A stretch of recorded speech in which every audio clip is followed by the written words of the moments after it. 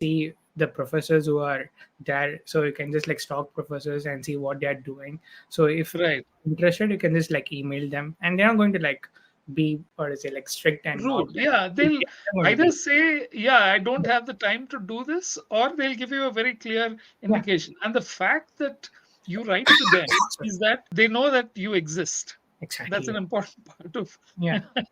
I mean, that too people is a knowing place that like you're in India interested in where doing like this. there are a lot of people who are like doing similar things what I'm doing. We need to like stand. Yeah. So just one email is not like, it's not going to like take anything out of you. So just feel free to like email whatever professor you want.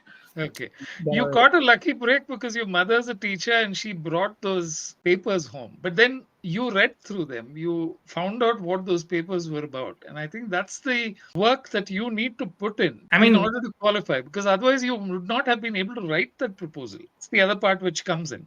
That exactly. you saw what the papers were about, you imbibed some kind of intelligence from what people were saying, how they wrote those papers, how they structured it, and that's an important part of the learning process. Exactly. Like if you want to be in science, two things are very important. Curiosity, you need to always be curious to know what is happening and always have the patience and always you need to like learn. So three things are very important if you want to be like a good scientist or be in the science because like That's always true is a of process. any profession, any job. If you don't have curiosity, you will stop learning at a certain Yeah, point and say, okay, I know this. Whereas if you're curious, you'll keep learning. It's as exactly. simple as that. So Yeah.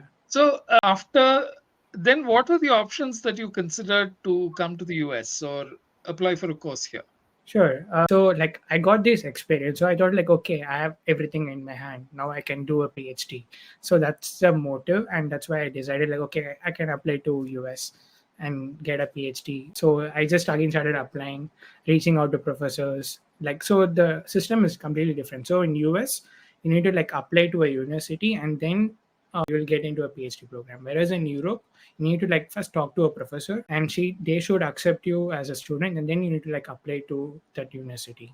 Okay. So these are the two things. So I did both. And then so there were professors in Europe who liked my background but they didn't have funding, so they told me like, sorry, I can take you this year. So in US it was like the university took me in, but so I applied to just like three or four universities, and out of the four I got rejected from three universities for PhD programs, and one university was Stony Brook.